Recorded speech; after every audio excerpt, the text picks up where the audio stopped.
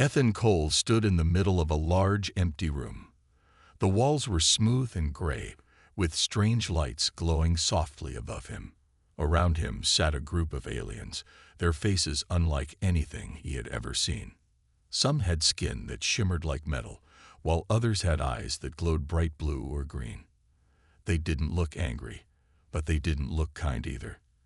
Their expressions were cold, unreadable. Ethan felt small, like a bug under a microscope. The tallest alien leaned forward slightly. Its voice came out deep and mechanical, translated into English through some hidden device. Ethan Cole, it said, pronouncing his name slowly, as if tasting each syllable. You have been found guilty of violating interstellar law. Your attempt to smuggle restricted technology has placed countless lives at risk. Ethan swallowed hard. His throat was dry, and his hands trembled slightly. He wanted to speak, to explain himself, but he knew it wouldn't matter. These beings weren't interested in excuses. Still, he tried. I didn't mean any harm, he said, his voice cracking. I was just trying to survive. I needed the credits.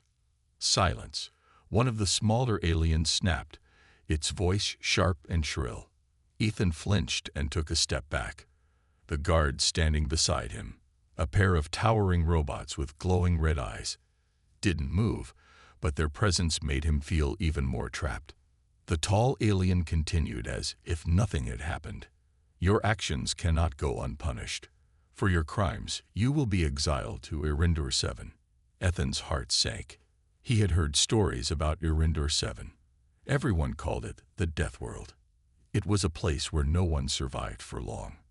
The air was toxic, the ground cracked and barren, and monstrous creatures roamed freely. People sent there never returned. Exile to Irindor 7 was practically a death sentence. No, Ethan whispered, shaking his head. Please, there has to be another way. I'll do anything. Work off my debt. Serve time somewhere else, just not there. But the tribunal wasn't listening. One of the aliens pressed a button on a panel in front of them, and the doors behind Ethan slid open. 2 more robotic guards entered, gripping his arms tightly. He struggled, but it was useless. The robots were too strong. As they dragged him away, Ethan caught one last glimpse of the tribunal. Not a single one of them looked at him. To them, he was already gone, erased from existence.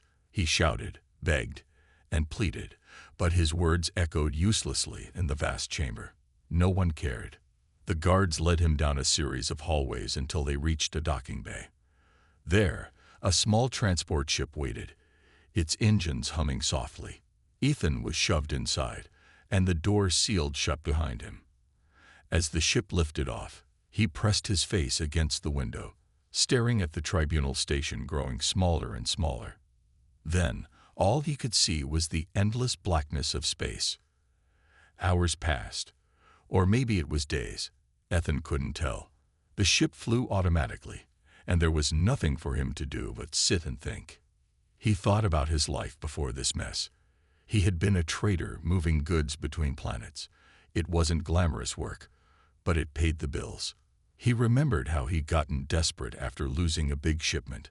That desperation had driven him to make a bad decision, to steal something valuable from a forbidden planet. Now, here he was, paying the price. Finally, the ship began to descend. A red glow filled the cabin as it entered the atmosphere of Irindor 7. Ethan braced himself as the ship shook violently, then came to a sudden stop. The hatch opened, and hot, dry air rushed in. Outside, the landscape stretched endlessly. Red sands, jagged rocks, and twisted trees that looked like they belonged in a nightmare. Ethan stepped out, his legs wobbling. The sky above him was dark and swirling, with streaks of orange lightning flashing in the distance. Somewhere nearby, a low growl rumbled through the air. Ethan froze, his breath catching in his throat. Whatever made that sound was close, and it sounded hungry. Ethan stood frozen, his eyes scanning the red sands and jagged rocks around him. The growl grew louder, closer. His heart pounded in his chest as he turned in circles, trying to spot the source of the noise. Then, from behind a cluster of twisted black trees, they appeared, 3 massive creatures, each bigger than a wolf, but with long, curved tusks jutting out of their jaws. Their eyes glowed faintly, and their bodies moved with unnatural speed. Ethan stumbled backward, his feet sinking slightly into the soft sand. He reached for something, anything, to defend himself, but all he had were his bare hands. Panic set in as the creatures began to circle him, their growls turning into snarls. One of them lunged forward, snapping its teeth just inches from his leg. Ethan fell onto his back, scrambling away as quickly as he could. Just when it seemed like there was no escape, a loud crack split the air. One of the creatures yelped and collapsed, a smoking hole in its side. Another shot rang out, and a second beast went down. Ethan looked up, squinting against the swirling dust, and saw a figure standing on a nearby ridge. It was a woman, her face partially hidden by a scarf wrapped tightly around her mouth and nose. She held a strange-looking rifle in her hands, aiming carefully at the last remaining creature. The final beast hesitated, then turned and ran, disappearing into the shadows of the twisted trees. The woman lowered her weapon and walked toward Ethan. Up close, she looked tired but tough, with dirt smudged across her cheeks and old scars crisscrossing her arms. Her clothes were patched together from different materials, clearly scavenged over time. "You're lucky I was around," she said, her voice firm but not unkind. "Most people don't last 5 minutes here." Ethan blinked, still catching his breath. "Thanks," he managed to say. I didn't think anyone else was out here." The woman smirked, though it wasn't a happy expression. "Oh, I'm here. Name's Claire Bennett. Been stuck on this rock for 3 years now." She glanced at him briefly before turning to check the fallen creatures. "What about you? What did you do to end up here?" Ethan hesitated, unsure how much to share, but what did it matter? He was already exiled. "Smuggling," he admitted quietly. "I got caught." Claire nodded, as if she'd heard similar stories before. "Figures. The tribunal doesn't send innocent people here." She slung her rifle over her shoulder and gestured for him to follow. "Come on. You won't survive long without help." Ethan didn't argue. He followed Claire as she led him through the rocky terrain, moving with practiced ease. She knew where to step to avoid sinking into loose sand and which paths to take to stay hidden from predators. As they walked, she explained some basics about the planet. "First rule, never stop moving," she said. "This place is full of things that want to eat you." Second rule, water is life. Find it, keep it, protect it.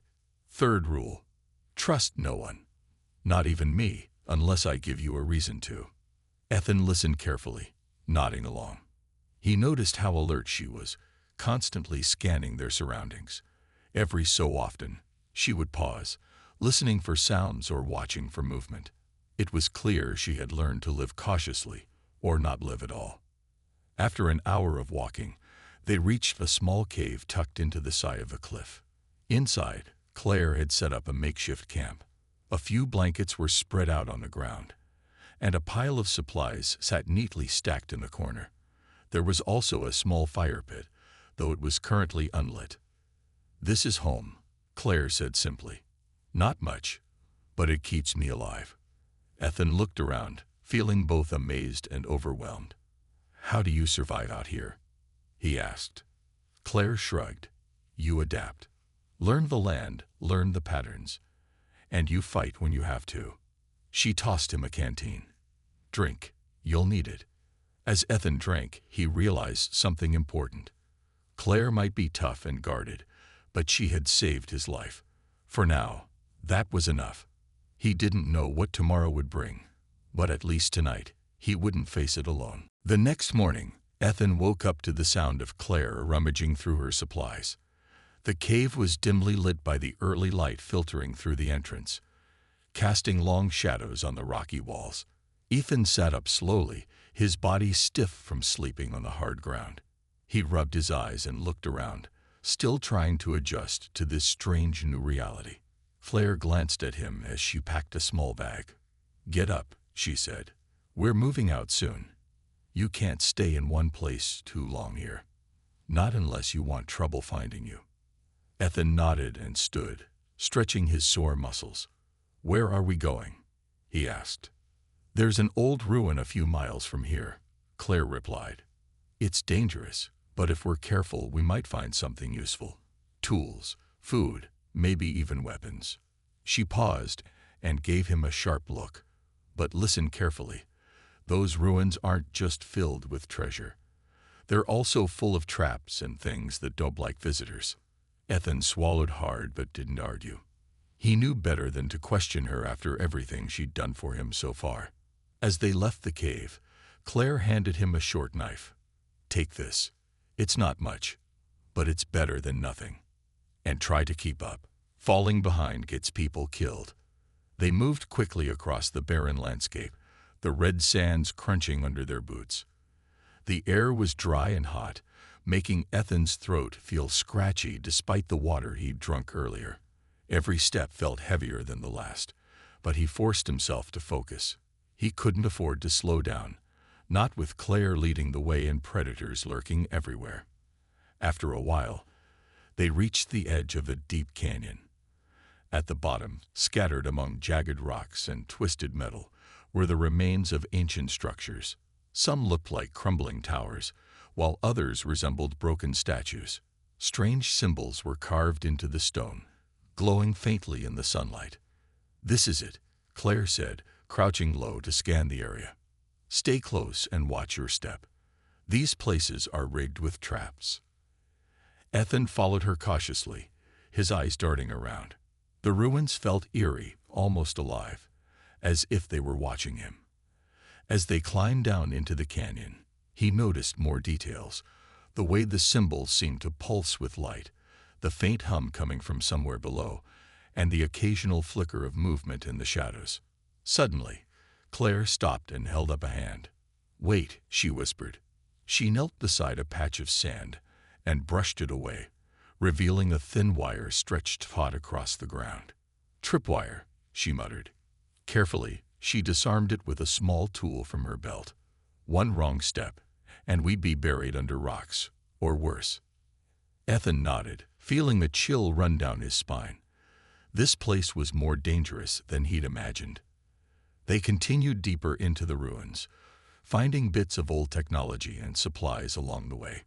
Claire picked up a few items, examining them closely before deciding whether to take them. Then, in a large chamber filled with broken machinery, they stumbled upon something unexpected. A series of holographic projections floating in midair.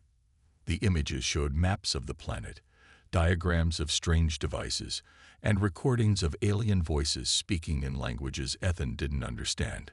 Claire frowned, studying the projections intently.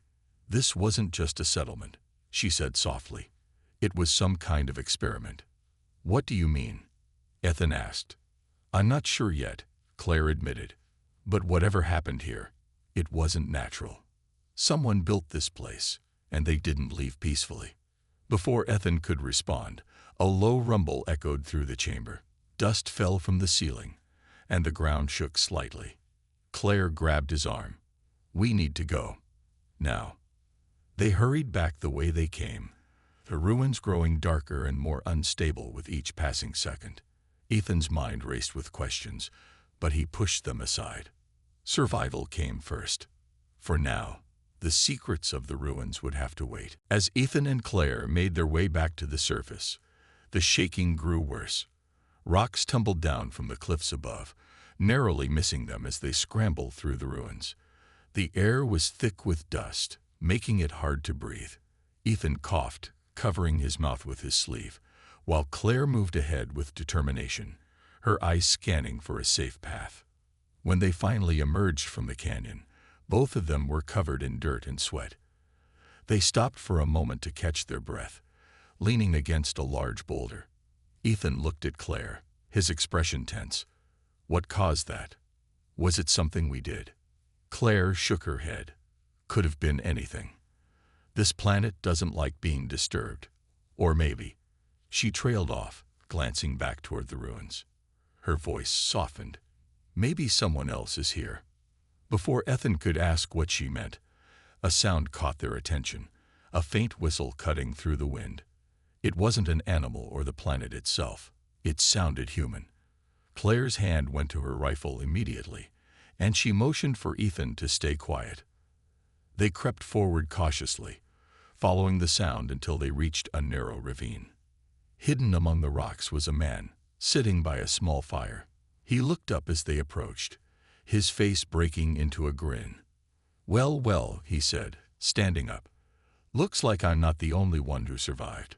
The man introduced himself as Ryan Mitchell. He was lean and wiry, with sharp features and a confident smirk that didn't quite reach his eyes. His clothes were patched and torn, much like Claire's, but he carried himself like someone used to getting what he wanted.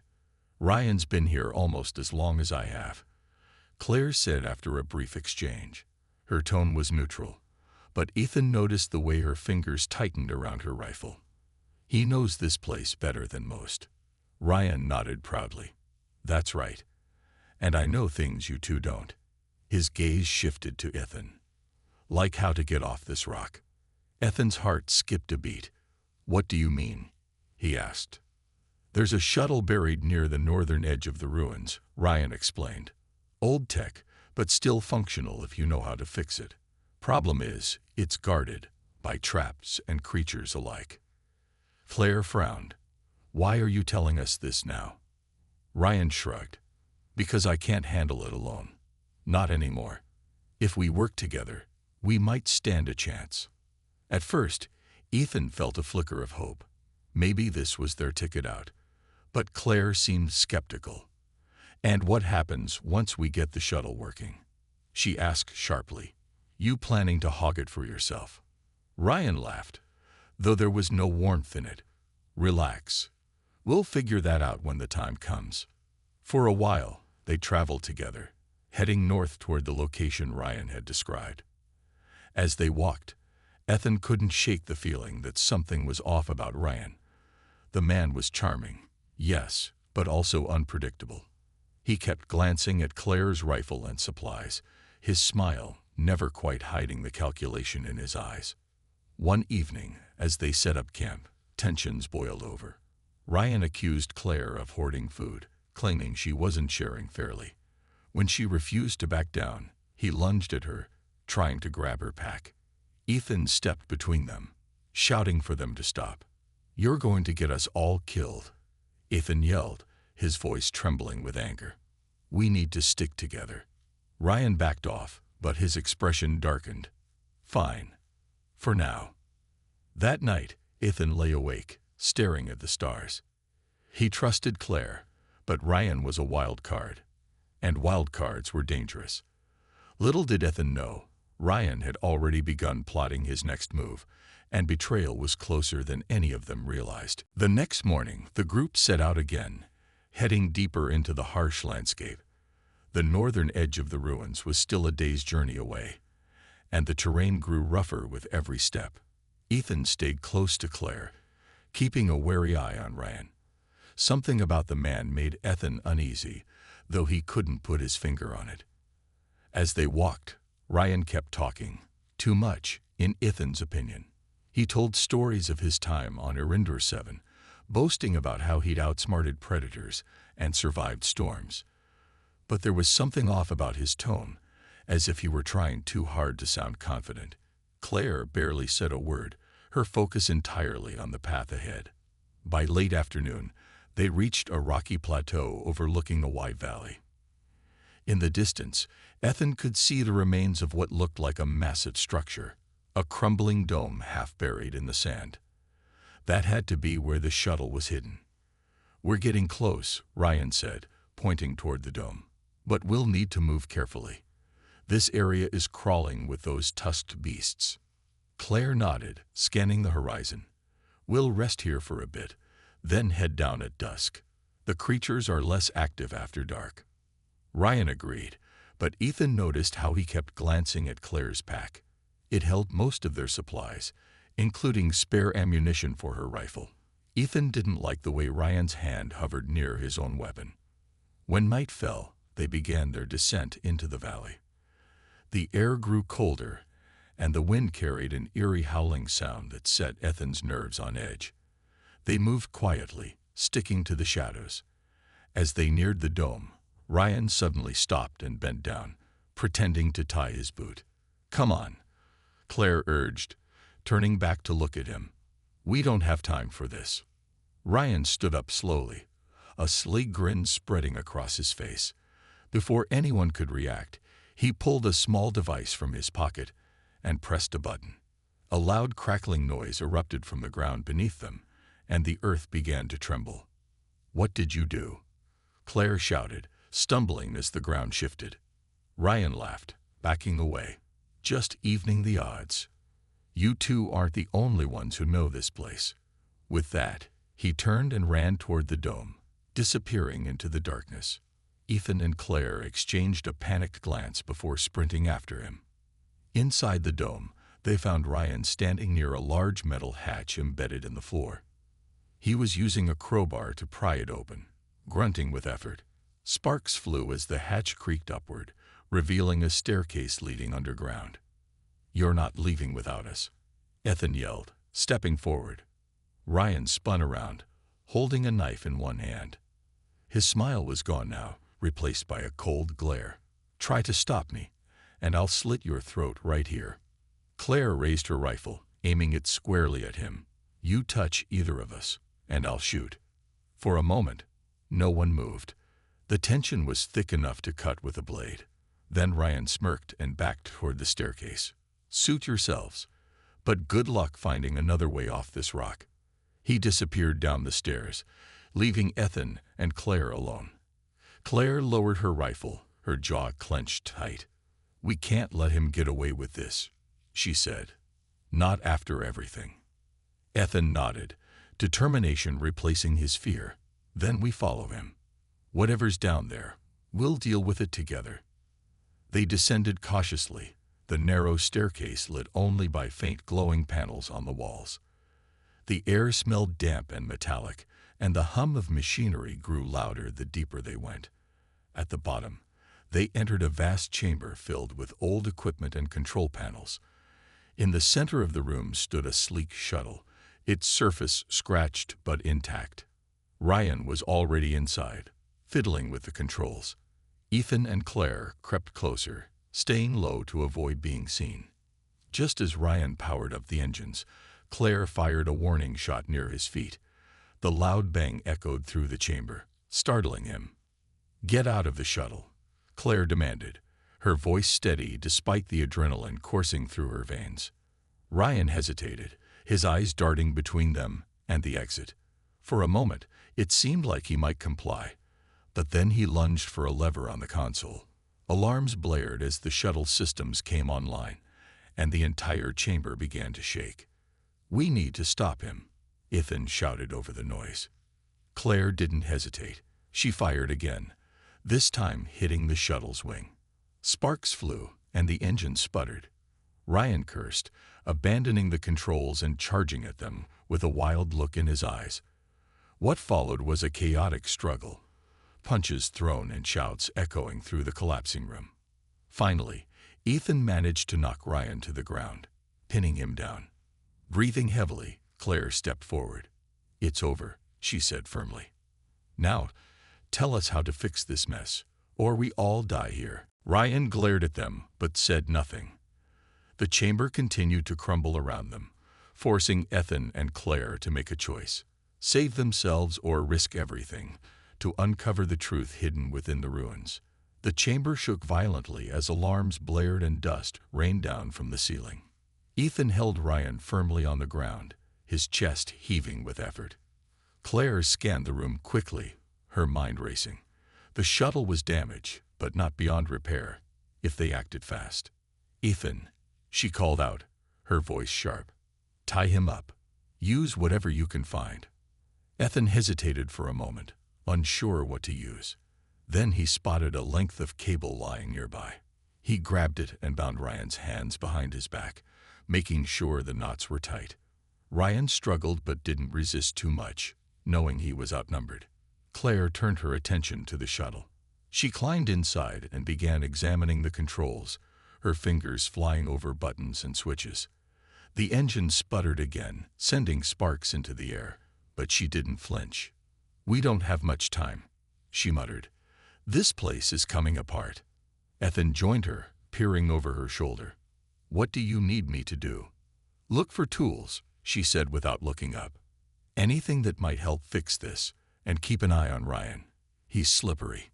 Ethan nodded and hurried back to search the chamber. The walls were lined with old crates and lockers, many of them rusted shut. He pried one open with a crowbar and found a toolbox inside. Grabbing it, he rushed back to Claire. Meanwhile, Ryan sat slumped against a wall, watching them with narrowed eyes. "You're wasting your time," he sneered.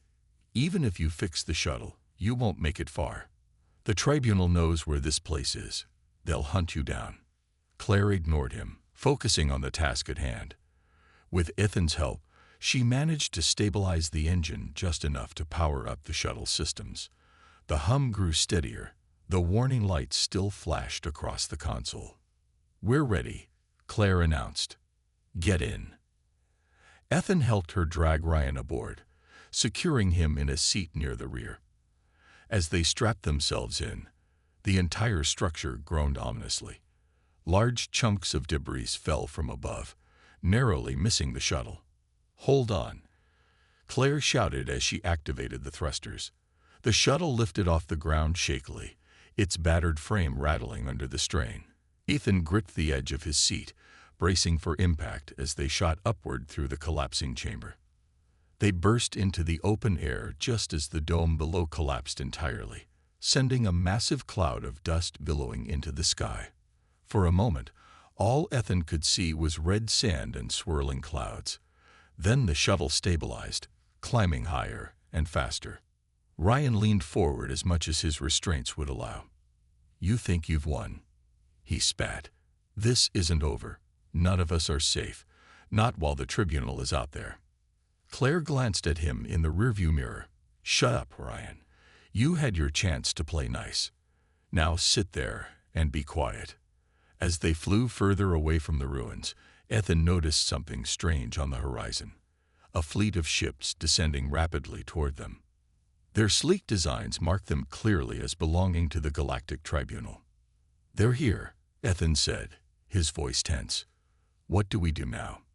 Claire gritted her teeth, her hands tightening on the controls. "We fight, or we die trying." She pushed the shuttle to its limits, weaving between rocky formations and patches of dense fog to avoid detection. The tribunal ships fired energy blasts, lighting up the sky with streaks of blue and green. One blast struck dangerously close, rocking the shuttle violently. Ethan clung to his seat, panic rising in his chest. "We can't outrun them." "We don't have to," Claire replied. "Just hold on a little longer." With incredible precision, she guided the shuttle toward a narrow canyon. The tribunal ships couldn't follow due to their size, giving Claire and Ethan a slim chance to escape. As they sped through the winding passage, Ethan allowed himself a small spark of hope. They might actually make it. But even as they left the tribunal forces behind, Ethan knew their troubles weren't over. The tribunal wouldn't stop hunting them, not until they were dead or captured. Whatever happened next, they would face it together. The shuttle emerged from the canyon and soared into open skies, leaving the tribunal ships far behind. Ethan slumped back in his seat, his body trembling with exhaustion. Claire kept her hand steady on the controls, her eyes fixed ahead as she guided the craft toward the nearest safe zone, a remote outpost on the edge of civilized space. Ryan sat quietly in the back, glaring at both of them, but saying nothing. His earlier bravado had faded, replaced by a sullen silence. Ethan glanced at him occasionally, wondering if they should have left him behind. But Claire insisted they'd bring him along for now. "He knows too much," she had said. "We can decide what to do with him later." After hours of flying, the outpost finally came into view, a cluster of domed buildings surrounded by tall walls and defensive turrets. It wasn't much, but it was a place where exiles and smugglers often gathered, far from the reach of the Galactic Tribunal. Claire set the shuttle down carefully, mindful of its damaged state, and powered it down. As they stepped out onto the cracked landing pad, Ethan felt a strange mix of relief and unease. They were safe, for the moment, but the weight of everything they'd been through pressed heavily on him. Claire seemed to feel it too. She took a deep breath, then turned to Ethan. "We need to figure out our next move," she said. "The Tribunal will come after us again. We can't stay here forever." Ethan nodded. "What about the ruins? What we saw down there? It's proof of what the Tribunal is doing. If we expose that, maybe people will fight back." Claire hesitated, considering his words. "It's risky. The Tribunal has spies everywhere. Even out here, we're not completely safe. But we have to try," Ethan insisted. "If we don't, who will?" Claire studied him for a moment, then nodded slowly. "All right. But first, we need allies. People we can trust." Over the next few days, they worked to repair the shuttle and gather supplies. Word spread quickly among the outpost's inhabitants about their escape from Erindor 7. Some dismissed their story as wild exaggeration, but others listened intently, their expressions darkening as Ethan described the Tribunal's experiments and the horrors of the Deathworld. One of those listeners was a man named Daniel Hayes, a former engineer who had once worked for the Tribunal before defecting. He offered to help them modify the shuttle's systems to broadcast their evidence across multiple communication channels. "If enough people see this," he said, "it could spark a rebellion." With Daniel's help, they pieced together the recordings and data they'd salvaged from the ruins. Claire handled the technical side, while Ethan focused on crafting a message that would resonate with anyone watching. Ryan, still bound and guarded, watched silently, his expression unreadable. Finally, the day came to act. They launched the shuttle and positioned themselves just outside Tribunal-controlled space. As the transmission began, Ethan spoke directly into the camera, his voice steady despite the fear gnawing at him. "To the people of the galaxy," he began. "This is Ethan Cole. I was sentenced to die on Erindor 7, a so-called Deathworld created by the Galactic Tribunal. But what I found there wasn't just monsters, it was proof of corruption. Proof that the Tribunal uses worlds like Erindor 7 to test prisoners and steal technology for their own gain. This ends now." The transmission ended, and for a moment, there was only silence. Then, one by one, responses began pouring in.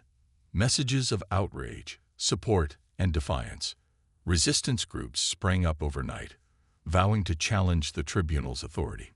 Back on the shuttle, Ethan and Claire shared a quiet moment of triumph. They knew the fight was far from over, but they had struck the first blow. For the first time in years, Ethan felt a flicker of hope, not just for himself, but for everyone trapped under the Tribunal's rule. As the stars stretched endlessly before them, Ethan realized something important. He wasn't just a survivor anymore. He was part of something bigger, and no matter what happened next, he would face it head-on.